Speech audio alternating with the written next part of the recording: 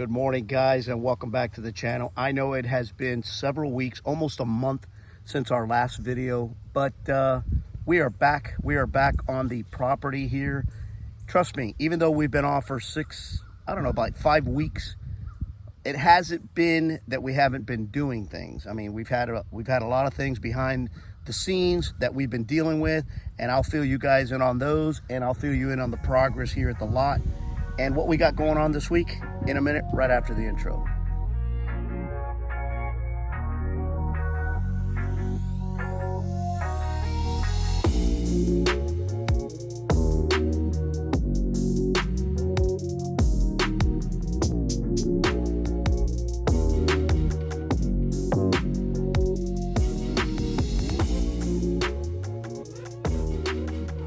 All right, so first and foremost, welcome back to the channel. If you are new to the channel, please go ahead. It's not going to cost you anything. Go ahead and subscribe. And if you are a loyal follower of our channel, welcome back, guys. So yes, as I mentioned before the intro, it has been several weeks since our last video. We've had a lot of things going on behind the scenes. Nothing bad.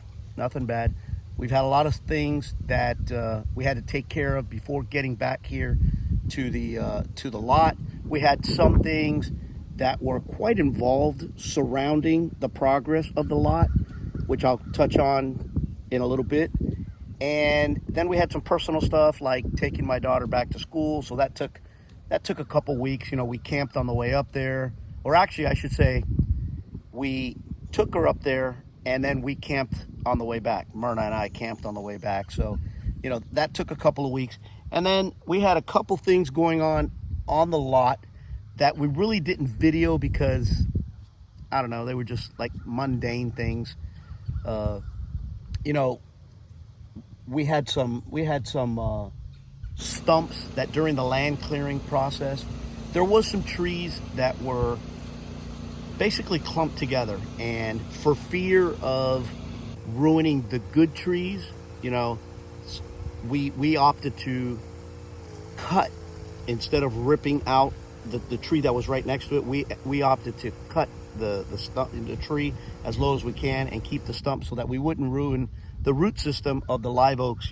As you see behind me, I counted them the other day. We have 22 live oaks on our property.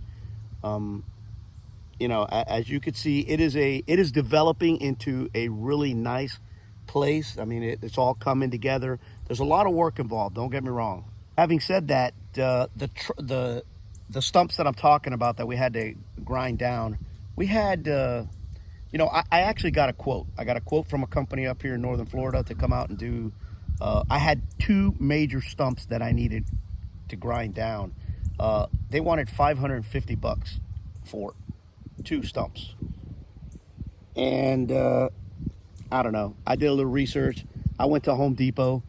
I rented the largest grinder they had, which was $340. I'm sorry, $340. And I was able to grind down the two major stumps that I had.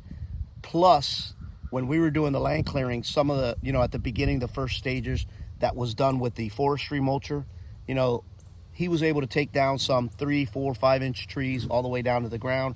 I went ahead and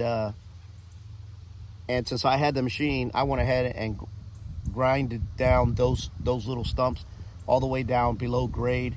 And there must have been at least 25 of those that we did. Now, had I paid somebody to come out here and do the two major stumps and then started pointing out all the little ones, this job could have easily turned into a couple $1,000s, because they do the initial, and then for every other additional stump that they grind down, don't matter how big or small, it's like an extra $100. So I saved a ton of money doing it myself. And when I say myself, I mean we, my buddy and I, Mark. As you can see, you know, he's been a great help through this whole process. Him and his wife, Jamie, they've been invaluable. I mean, unbelievable, helping me out in every step of the way. Everything that they could help me out with, they've been right there with us, and we really, really appreciate it. I mean, that particular day, while I was doing some other stuff, Mark was on the machine, and you know, I'd be lying if I said that he didn't do probably the big stump here that was in the front. He did all by himself. just about the whole stump. But and I really appreciate it. I really appreciated his help. But some of the other stuff that we've been doing behind the scenes, you know, during the summer out here, the grass grows really quick, and the ground level has been a little bit uneven because of all the clearing that they did and stuff like that.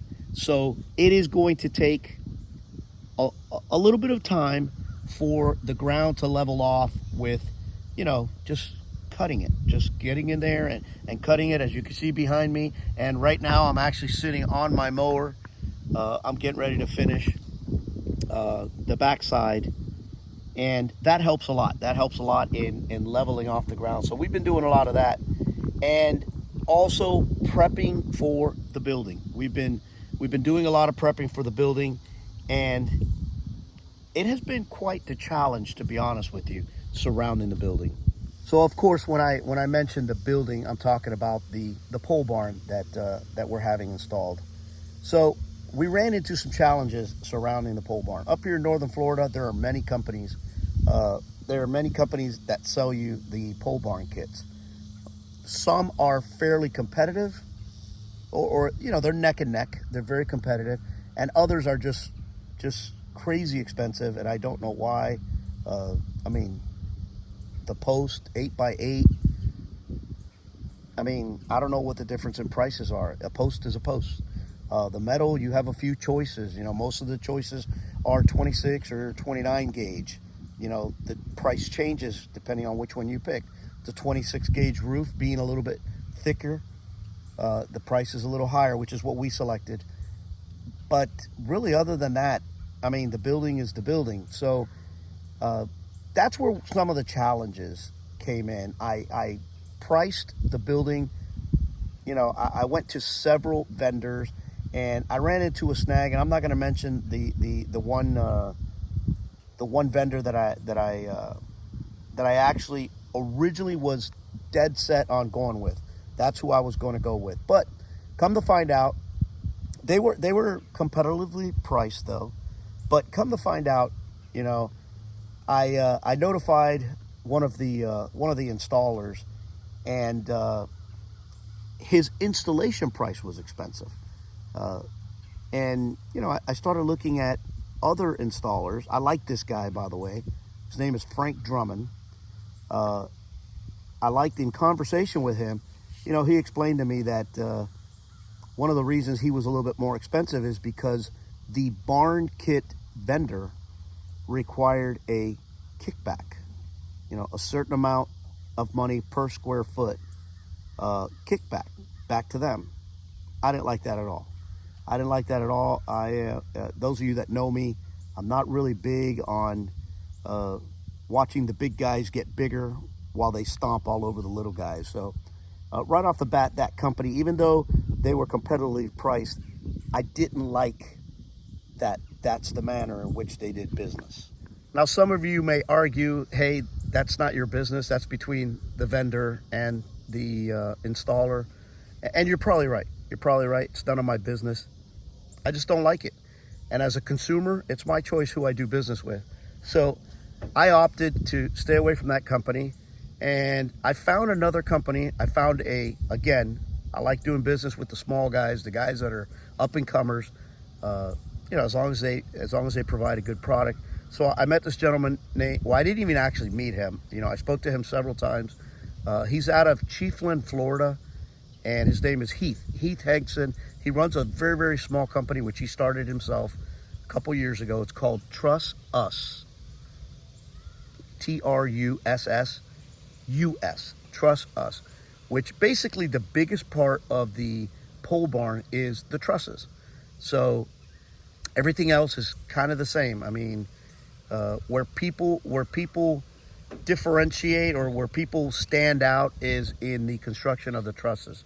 And from what I heard and my research, this guy makes a very good truss. So I trust that his building is going to be top notch. Speaking of that building, and I'll get a little bit more into it, more in detail. Today's Monday. The building is set to be delivered tomorrow, and that's what this video is going to really focus on. I'm giving you guys a little status report, but that's what this video is going to be focused on. It's going to be about the installation of the building itself. But let me tell you one of the other things that I was really, really concerned with the building.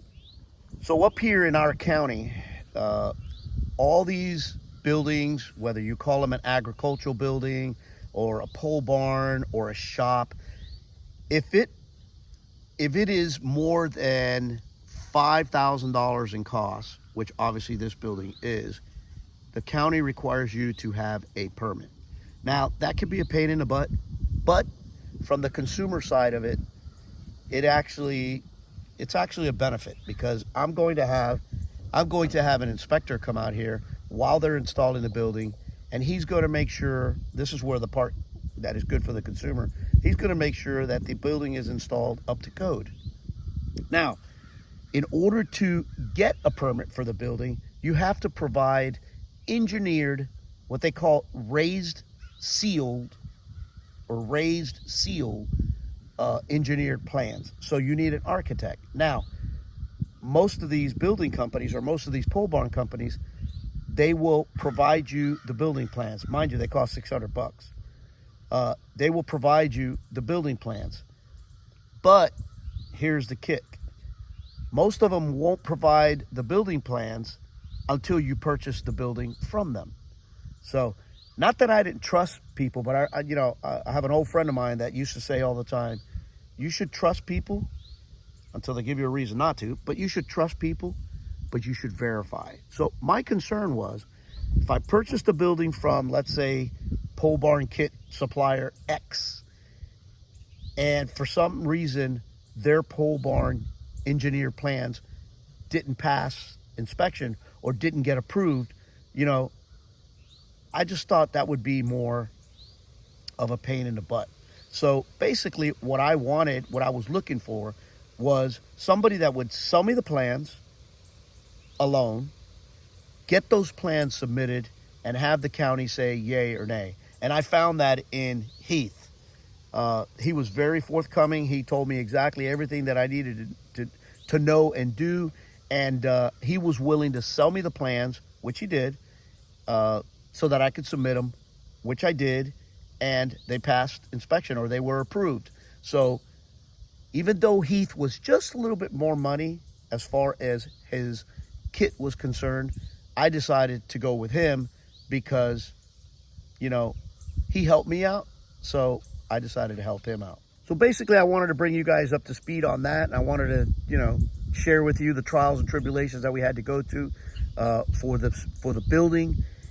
Today is Monday, as I mentioned. Tomorrow is delivery day. I'm not quite sure what Frank had. I know that Heath is going to deliver the kit tomorrow. I will share that with you guys as soon as it gets here, and I will give you more information. I'm not sure exactly what is going to take place tomorrow.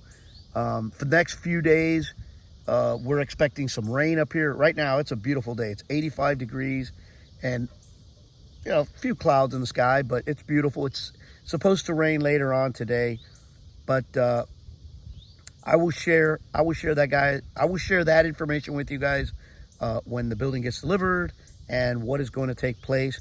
And I'll try and get you as much footage as I can, maybe even a little bit of that time-lapse stuff that everybody likes so much. I'll set up the camera, and maybe it'd be probably pretty cool to see the building going up. And that's it on the building. I'll share more of that tomorrow.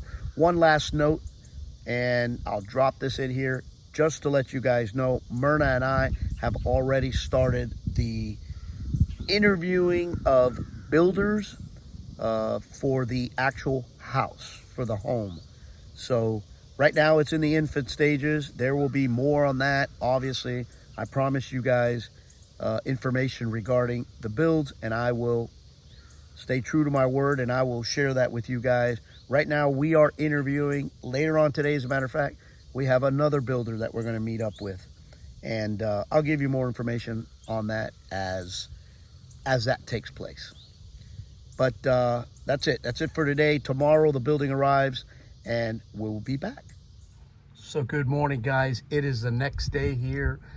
Bright and early, woke up to a beautiful day. There wasn't a cloud in the sky when I woke up, but they're kind of coming in now. 72 degrees. Couldn't ask for a more beautiful day. But today is delivery day. Today is the day that we will be receiving the building. Gentleman that I mentioned yesterday, Heath Hinkson with Trust Us or Trust US, is going to be delivering the building, and along with him will be Frank. Frank will be the gentleman that is going to be doing the installation of the building. But all that should be arriving today. When it comes here, I will show you guys the delivery of it, and then we'll talk about it a little more, I guess. All right, so it is mid-morning. The gentlemen arrived on time, like they say they would. They are here. It's a little windier now, so you may get a little bit of noise on the video. I apologize for that. But they are doing the unloading. I will shut up and I will show you guys a little bit of the unloading here, and then I'll talk to you when they're gone. I'll talk to you about the process.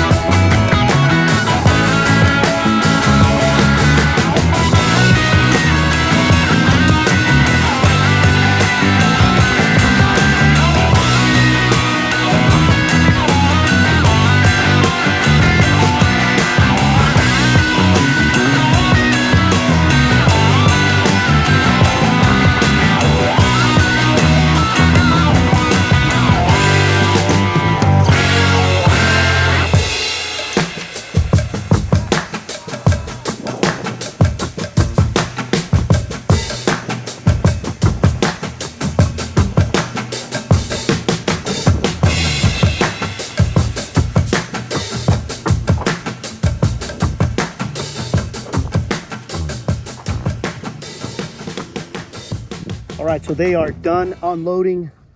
Everything is kind of spread out. Frank was explaining to me that he likes doing this because it's an easy. I mean, it's obviously easier that we are on a 5-acre lot with no house, with no obstructions. It's much easier to work like this. But I'll show you. As you can see right over there, those are the trusses. They come in 2-piece sections. Obviously there are 12 pieces over there because a 60-foot building, which is what we're building a 40 by 60 pole barn, requires 6 trusses. They're 10 feet, you know, they're spread out in 10 feet. So there are 12 pieces over there that they will be putting together, adjoining them in the middle. Let's walk over here. So this end over here of the truss is the overhang, the building overhang. Like I said, these are 20-foot lengths. And then here in the middle, they connect with hardware These up here are the brackets that have been welded into place. These brackets hold the purlins up on the top, which is where the roof connects to later. So those are your trusses. Speaking of purlins, here they are right here. Got that ready to go. And now let's go over here and talk about this interesting stuff.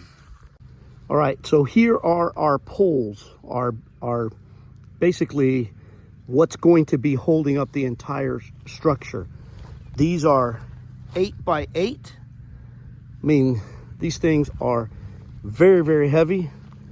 The tractor, as you guys saw in some of the videos, the tractor only did like 2 or 3 at a time, and it was struggling. These things are extremely heavy. Okay, they are what Heath was explaining to me. They are a combination of the treatment that they are treated with is a thing called saltwater splash. I'll show you the sticker on the ends of them. Saltwater splash. The way Heath explained it to me is that it's even better than just the regular treated wood. But these are pretty serious beams, the 8x8. I could have gone 6x6, but everybody that I spoke to recommended 8x8. There was a lot more to the beam than a 6x6. The beam, even though it's still 6x6, has a tendency to warp here and there. So this is where we're at. And then over here in, obviously if you could tell by the color, this is Galvalume, which is exactly what I wanted it. I didn't want any color on it because, you know, it has a tendency to fade or whatever. So this is Galvalume, and this is 26 gauge. Right here we have the drip edge, we have the gable ends, we have the ridge caps, which are down in the bottom. And then over here we have the roof panels at 22 feet 1 inch long. This will cover the whole roof with a, I want to say 18-inch, maybe 2-foot overhang on the end.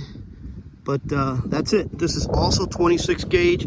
It was actually a small upgrade. The standard on those is 29 gauge, which is a little thinner. The smaller the number, the thicker the gauge. So I opted to pay a little bit more to get the 26 gauge, just because it's a little sturdier. It's a little sturdier, so that's what we chose. And oh, you know what? I left this one part out. And in this bucket here, well, let me turn this camera around. So here in this bucket, we have the Lifetime screws. You can opt for the regular screws. These are what's called Lifetime. And you have all your hardware right here with your bolts. There's some more stuff in here, which I don't know what this is, but we'll figure that out. I'm sure it's more, let me see. Oh, more screws. More screws. And then this is something else. Same thing, lifelong screws, more screws. And then here are the rebar. What they do is, by code here in Florida, you have to have, each post has to be in the ground 4 feet minimum, okay, 4 foot minimum.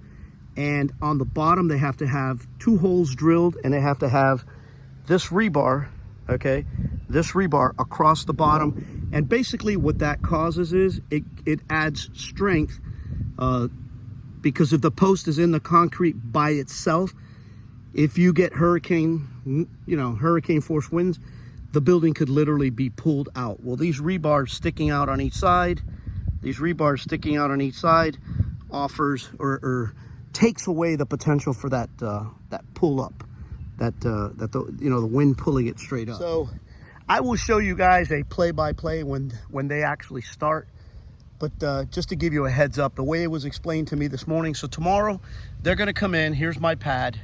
Yeah, it's a little overgrown, but it's irrelevant. That doesn't, I mean, they build these things straight on grass, so it's really not that big of a deal. They will come in tomorrow and they will dig up all 12 holes. Like I mentioned a second before, they got to be 24 by 24 by 48 inches deep. Once the holes are dug up, I got to call for inspection, okay?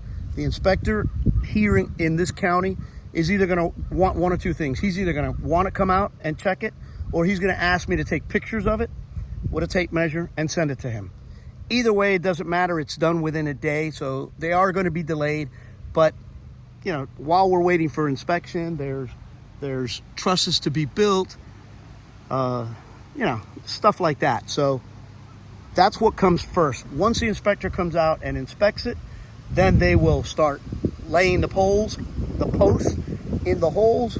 They will brace them with 4x4s, okay, and they will pour the concrete. The concrete is out of bags. It's 120 bags.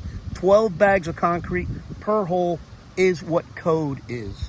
So there's going to be a lot of concrete mixing, and I'm really excited. I'm really excited that we are at this part or this venture of the build. This building here is gonna really tie in some things together. I was talking to Frank, I'm sorry. I was talking to Frank, which is the installer. He also does concrete. I already have somebody set up for the concrete, but you know, I told Frank, I mean, concrete's concrete, and while they're here, if he gives me a good price, I'll go ahead and do the concrete with him. But that's it. I think this is going to be pretty cool, just to give you guys an idea of how this works. So the building will be here. Whenever I back in my trailer and I pull straight out, you go right between these two trees, straight out, right to the road. Right out to the road. I'm not quite sure if I'm even going to do a gravel driveway here or just leave it grass. I don't know. I really just, I'm not sold on anything yet. I don't know if I'm going to do a concrete apron or just do gravel. That's still up in the air. Still up in the air. I don't know. Some of you guys that are boisterous, give me some hints.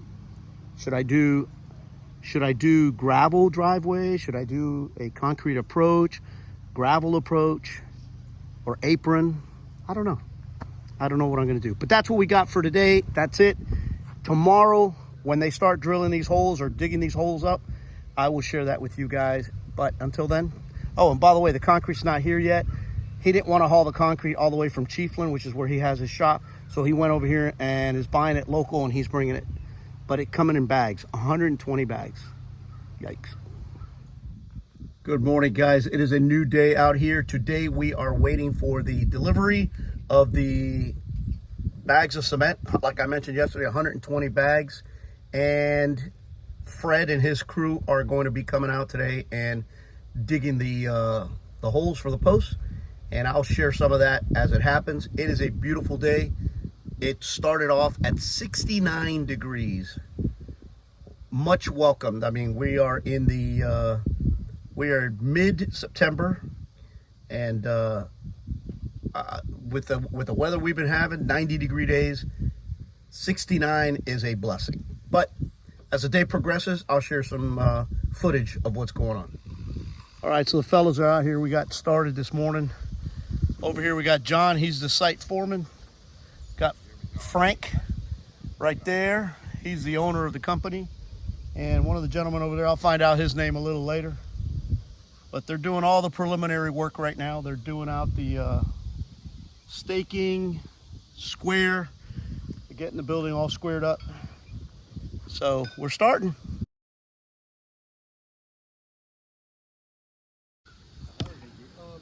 They are setting up the lines now. There we go, right here. Good job. I don't know if you guys can see it on video, but there you go. The lines are there. That's blooper number 1. Blooper number 2. Uh-oh.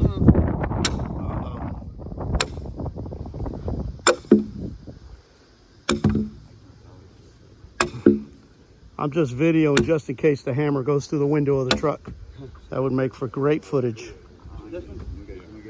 Guys, notice every single one of these. I think I explained it to you guys yesterday. This is for the upward pull, so the barn will have these in the concrete.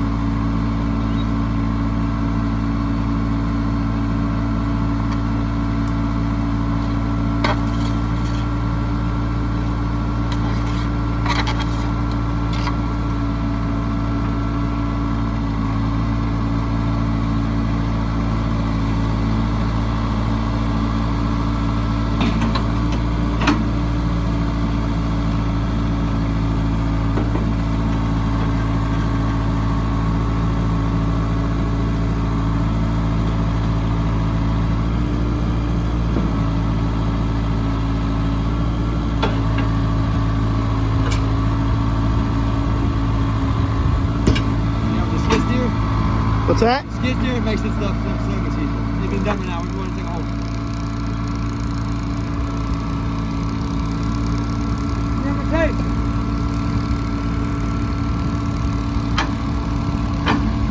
And just like that, hole number 1 is done. The rest of this is going to be rinse and repeat. So maybe I'll videotape a few more and I'll time lapse. Let's do that.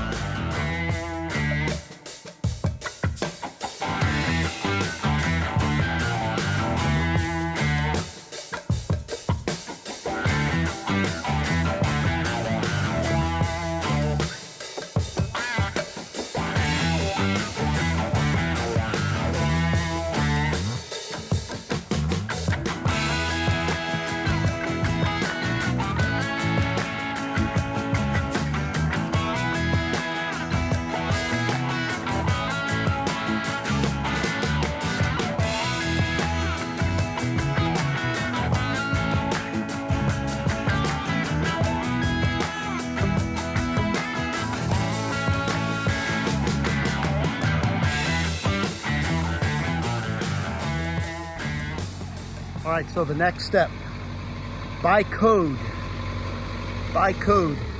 they have to drop a bag of cement for the actual, lack of a better word, the footing of the post. I'll show you. There you have it. You gotta, each hole has to have a bag. And that's what the post sits on.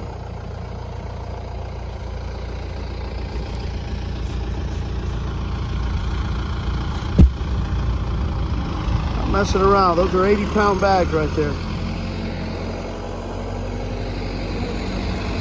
Oh, and then by the way, each post takes an additional nine bags mixed.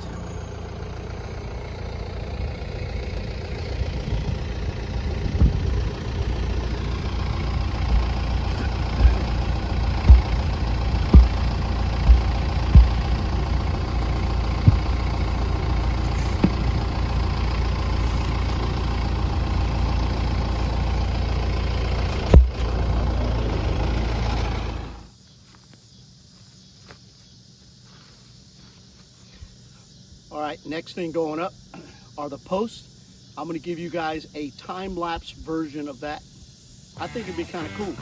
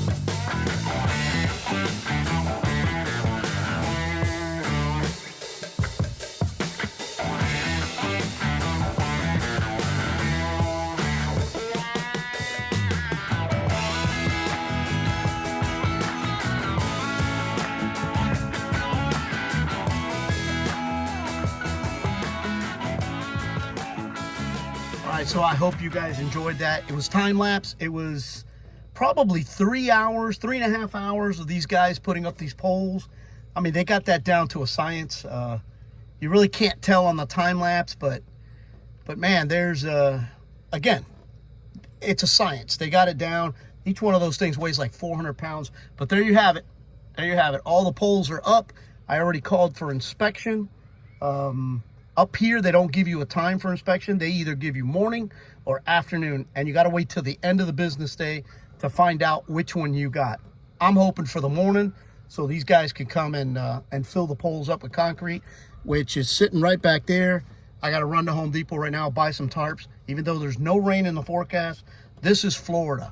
That could change at a drop of a dime. So that's it for today, guys. Tomorrow will be another day, and I'll be back to show you guys what's next. Good morning, guys, and welcome back. Today is another day. Yesterday actually was a down day because we were waiting on inspections here in my county, and this building, although it is considered an agricultural building, requires inspections, but you knew that because I've mentioned it already. We were waiting on inspections yesterday. The guy didn't show up till like 3:45 in the afternoon. If you see right here on this post, I have my permit and my engineering plans for the building all set for him to look at. He didn't even look at it.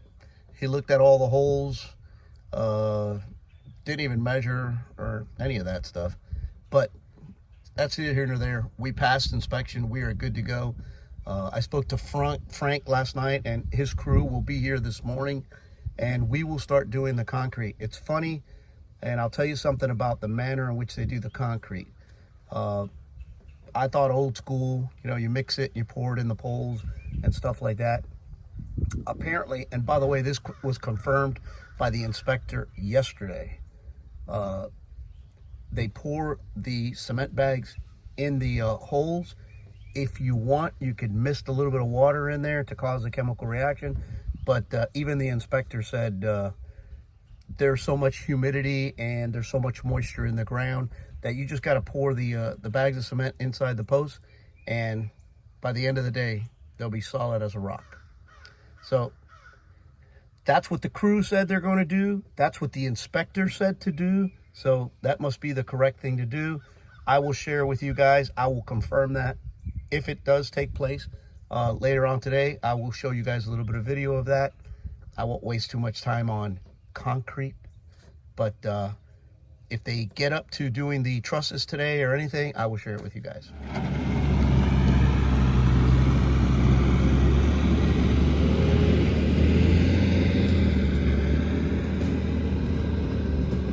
Got the concrete getting moved into position here, and I'll show you guys basically what they call a dry pour.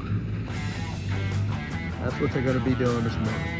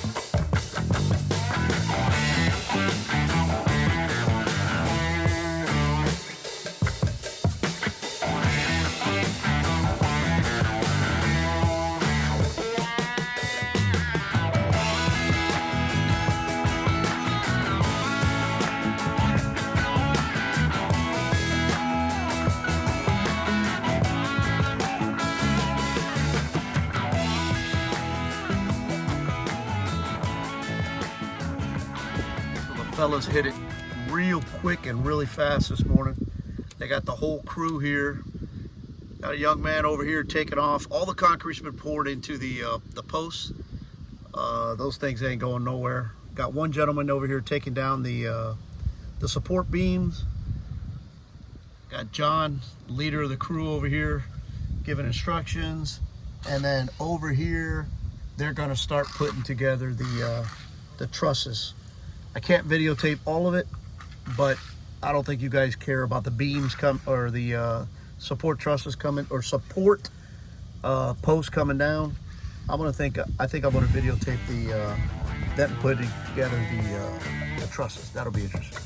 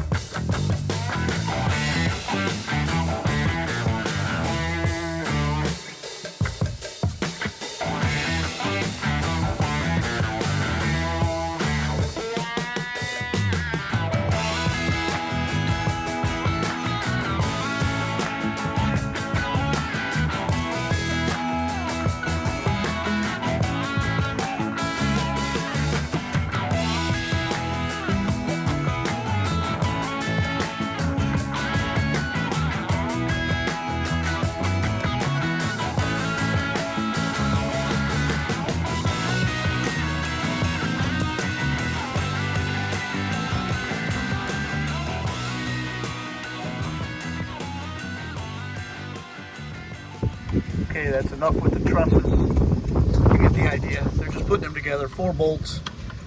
And let's see what these fellows are doing over here. I think what they're doing is they're finding a base down at the bottom, straight line, and then they are going to cut the post off at the top to make them even.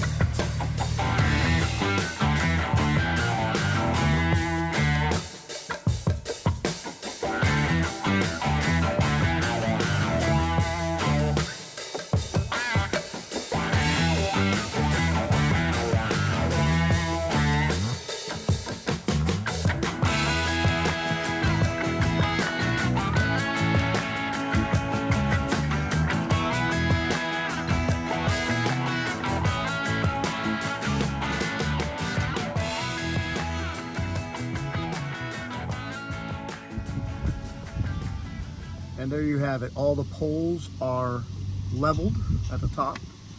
We're shooting for 14.5-foot eaves. That's what we're shooting for, to account for 4 to 5 inches of concrete and still give me a true 14-foot eave. So that's what we're shooting for. Poles are done. You just saw John make quick work of that. And I'm not sure if they're gonna break for lunch now or they're going to jump on the trusses. If they jump on the trusses, I'll bring that to you guys as well.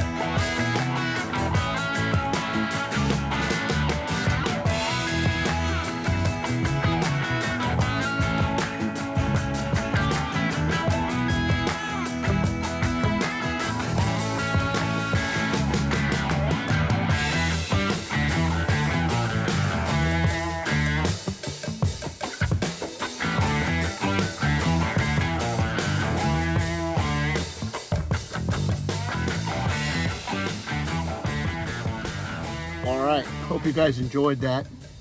It took, what you guys just saw in a 22-second video, it took about 2.5 hours for these fellas to put up these 6 trusses. And they tied them all down, ready to go. John, which is the site foreman, was just telling me now they're gonna put the boards that go underneath the purlins.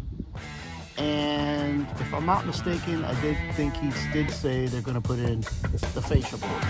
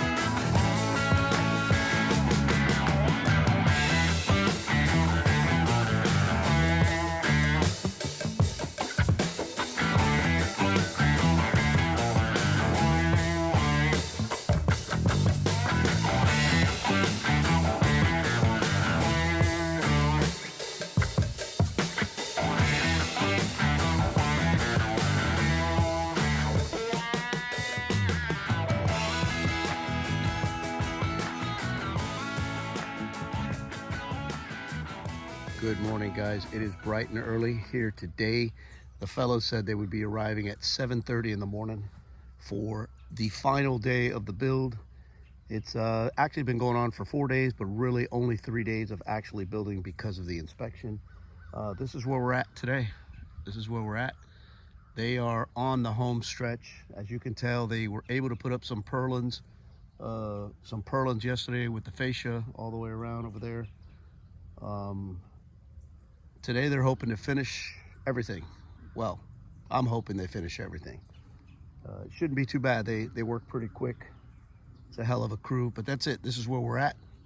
And I'm definitely gonna videotape the going on with the roof and the finishing stuff on time lapse. I think that would be just a great way to end the video.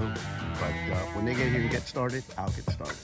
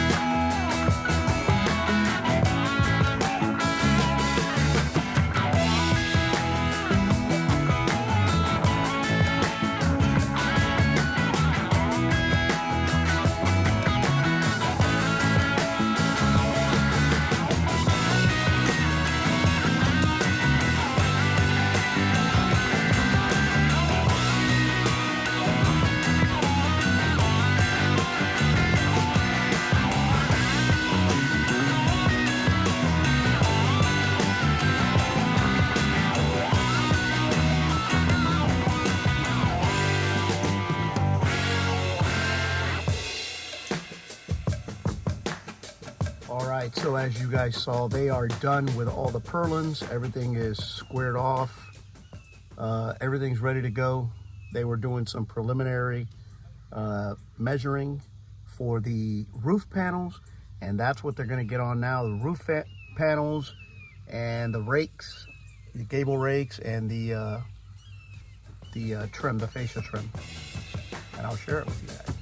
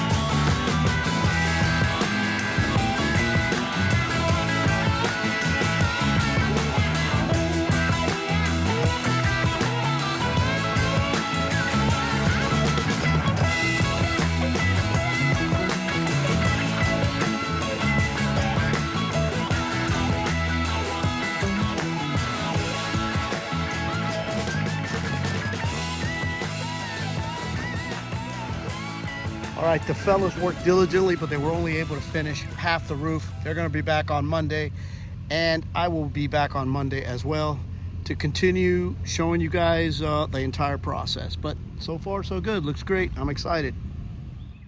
Good morning, guys, and welcome back. The weekend is gone. Today is Monday. Hoping the fellas will show up bright and early. It is now 8:30 in the morning. That's the time they said they were going to be here. Woke up this morning to 61 degrees here in northern Florida. Much welcomed. But today, we hope, or I hope, that we hit the ground running and get this wrapped up and finished. I realize it has been a lengthy video to this point, but if you've stuck around this far, I mean, there was a lot of content. There was a lot of stuff going on, and I wanted to share it all with you. If you stuck around thus far, stick around to the very, very end. I'm going to try and put together a time lapse of the building with no interruptions in the middle, just straight through from beginning to end, and see how that works out. But today, as soon as they get here, I'll get started, and hopefully we'll finish.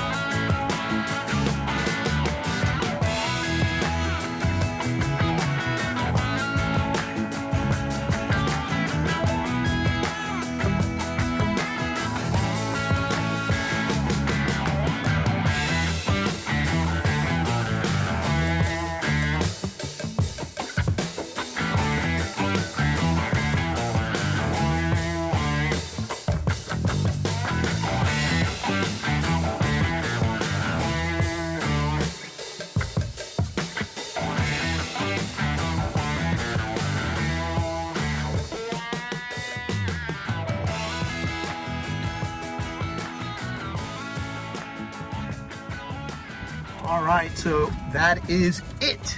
That is it. Hope you guys enjoyed the footage that I brought you. One last look. There she goes right there. She's a beaut. Everything is finished. Very, very happy with the company. Again, it's called Triple Threat Pole Barn. Triple Threat Pole Barn. Gentlemen, the owner of the company is Frank Drummond, but his guys, John and Brandon and the fellas, they did a fantastic job. But that's it for now. The video is long. I'm sorry you've held up this long and watch the video. I got an entire time lapse right now at the end. If you guys stick around this long, you might as well check that out. Until next video, guys, peace, be safe.